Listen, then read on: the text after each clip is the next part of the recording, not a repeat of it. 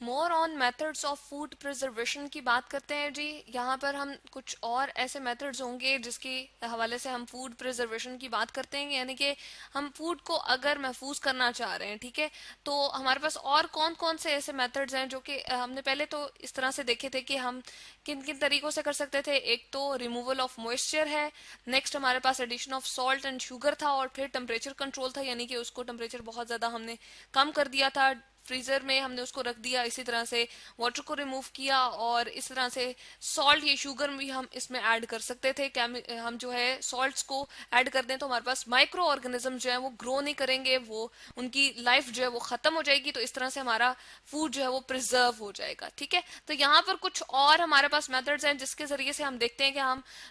Food को किस तरह से प्रिजर्व कर सकते हैं। तो सबसे पहले बात आती है, यानी कि अगर हमने उसको ऊपर वाले 3 मेथड से कर भी लिया, उसको ठीक मतलब कि प्रिजर्व कर लिया, और उसको जो उसमें से वाटर रिमूव कर दिया, उसमें सॉल्ट और शुगर या फिर ऐड कर दी, या फिर हमने जो है उसका टेम्परेचर कंट्रोल कर लिया, तो स्टोरेज हम उसको किस तरह से करेंगे, यानी कि उसको महफूज रखेंगे किस तरह से। तो सबसे पहला जो इसमें हमारे पास आ जाता है मेथड, वो है जी हमारे पास कैनिंग। ठीक है, कैनिंग में क्या होता है? कैनिंग में जैसे कि हमारे वर्ड से यहाँ पर पता चल रहा है कि कोई हमारे पास इस तरह का होगा, कैन सा बना हुआ हो, ठीक है, या फिर हमारे पास इस तरह से जार हो, जैसे हम इसकी पिक्चर देख लेते हैं, उसके अंदर हमने जो है अपने फूड मटेरियल को रखना है जी। ठीक है, और इस तरह से रखना है कि बाज औकात हमारे पास ये ग्लास का ही बना होता है और बाज औकात प्लास्टिक का होता है, और मेटल का टिन भी हम इसमें यूज कर सकते हैं, जिसके अंदर एल्यूमिनियम की एक थिन सी लाइनिंग होती है। ठीक है, और इसके ऊपर एल्यूमिनियम फॉइल लगाई जाती है, ठीक है, और उससे सील कर दिया जाता है, और ऊपर इसका एक लिड होता है ये। ठीक है,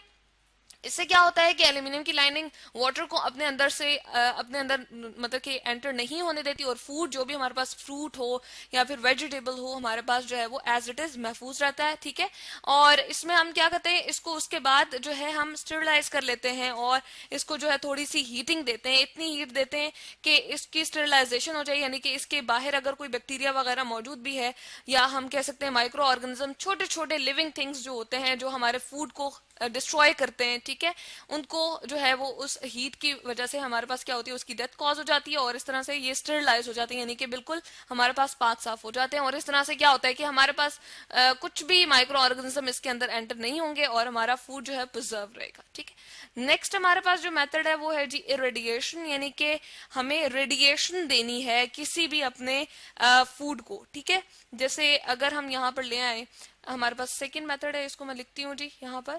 ठीक है, और इसको हम किस तरह से देख सकते हैं, इस पिक्चर से हम देखते हैं कि हम स्पेसिफिक किस्म की रेस को एक्सपोज करते हैं। ठीक है, और हम जो है किसी भी फूड अपना ये जो जिस तरह हमारे पास ये फ्रूट है, जिस तरह स्ट्रॉबेरी है, ठीक है, इसके ऊपर जो हम गैमा रेस को दे रहे हैं, स्पेसिफिक किस्म की हमारे पास रेस होती हैं, शुआएं होती हैं, इसके अलावा अल्फा बीटा और मतलब उनको भी हम दे सकते हैं, ताकि हमारे पास क्या हो, ये इसके अंदर जो छोटे छोटे बैक्टीरियाज हैं या माइक्रो ऑर्गेनिजम्स हैं, लिविंग थिंग्स हैं, जो हमारे इस फूड को डिस्ट्रॉय कर सकते थे, उसको हम खत्म करने के लिए ये रेस जो है प्रोवाइड करते हैं। ठीक है, अब इससे क्या होता है, थोड़ा सा ड्रॉबैक इसका ये है कि हमारे पास ये इसके ना तो टेस्ट को खत्म करता है, मतलब कि जो गैमा रेज हम दे रहे हैं, और ना ही इसमें कुछ रेज बाकी रह जाती हैं जो ह्यूमन बॉडी के लिए खतरनाक हो। सिर्फ इसमें से ये होता है कि लॉस ऑफ सम वाइटामिन हो जाता है, यानी कि हम लिख देते हैं लॉस ऑफ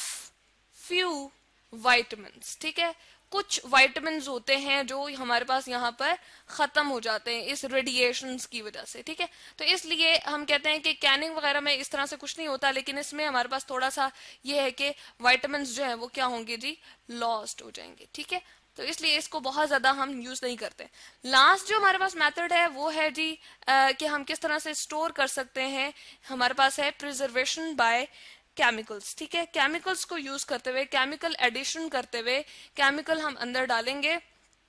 ठीक है, फूड के हमारे पास जो भी मौजूद है उसके अंदर, तो हमारे पास जो है वो क्या होगा, फूड जो है वो प्रिजर्व रहेगा। ठीक है, इसको थर्ड हम लिख देते हैं, महफूज रहता है हमारे पास फूड। किस तरह से, हम first of all salt of calcium, magnesium और सोडियम यूज कर सकते हैं। ठीक है, तो हमारे पास क्या होता है कि जिस तरह हमने ऊपर भी बात की थी कि हमारे पास जो है कुछ भी अगर हमारे पास मौजूद है, जिस तरह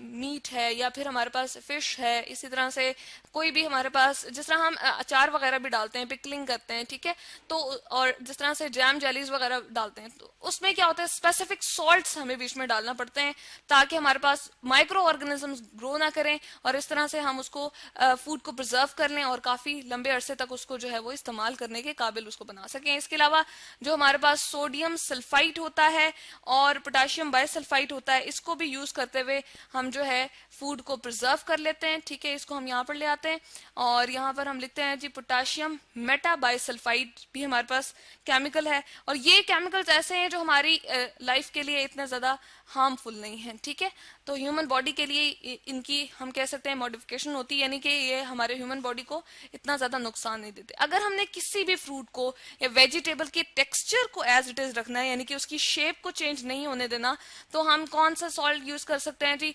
सोडियम डाइहाइड्रोजन फॉस्फेट को यूज कर लेते हैं। इसके अलावा अगर हमने किसी की एसिडिटी को कम करना है, यानी कि कुछ ऐसे बैक्टीरिया होते हैं जो एसिडिटी पे भी हमारे पास उनकी लाइफ एज इट इज रहती है, यानी कि वो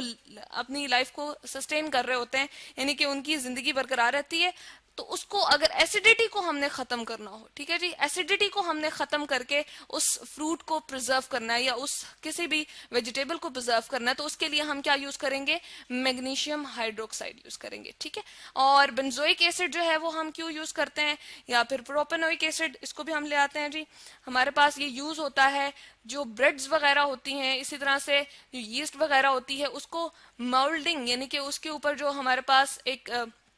काई सी जम जाती है, या हम कहते हैं कि वो खराब होना शुरू हो जाती है ब्रेड, तो उसको रिड्यूस करने के लिए या ब्रेड को काफी अरसे तक इस्तेमाल में लाने के लिए हम क्या यूज करते हैं जी, बेंजोइक एसिड उसके ऊपर जो है वो हम स्प्रेड करते हैं ताकि हमारे पास वो खराब ना हो। इसके अलावा जैम जेलीज वगैरह को जो है सल्फर डाइऑक्साइड के सॉल्ट्स, ठीक है, सल्फर डाइऑक्साइड या फिर इसके सॉल्ट्स वगैरह को हम यूज करके, या फिर सल्फ्यूरस एसिड को यूज करके, जो कि हार्मफुल नहीं होता ह्यूमन बॉडी के लिए, ठीक है, उससे हम क्या करते हैं, जैम जेलीज को जो है वो प्रिजर्व कर लेते हैं, ठीक है, महफूज कर लेते हैं, और इस तरह से वो काफी अरसे तक हम उसको इस्तेमाल कर सकते हैं, ठीक है। तो ये है हमारे पास स्टोरेज के कुछ मेथड की। कैनिंग हम कर सकते हैं, इस तरह से एल्यूमिनियम की लाइनिंग थी और वो अपने अंदर इसको इस तरह से हम एयर टाइट इसको पैक्ड कर देते हैं कि हमारे पास ना तो इसमें एंटर होती है एयर, ना ही इसमें वाटर एंटर हो सकता है, और इस तरह से हम इसको प्रिजर्व कर लेते हैं। रेडिएशन में हम अल्फा बीटा या गामा रेडिएशन से इसको देते हैं फ्रूट को, ऑनियन या फिर हमारे पास पोटैटो हो, ये हमारे पास ये स्ट्रॉबेरी है जैसे, तो बैक्टीरियाज वगैरह जो है खत्म हो जाते हैं। और लास्ट वन जो है प्रिजर्वेशन बाय केमिकल एडिशन है, कि डिफरेंट किस्म के केमिकल्स ऐड करके हम फूड को जो है वो क्या कर लेते हैं, प्रिजर्व कर लेते हैं और काफी लंबे अरसे तक उसको हम इस्तेमाल के काबिल बना लेते हैं। तो ये है जी हमारे पास more on methods of food preservation.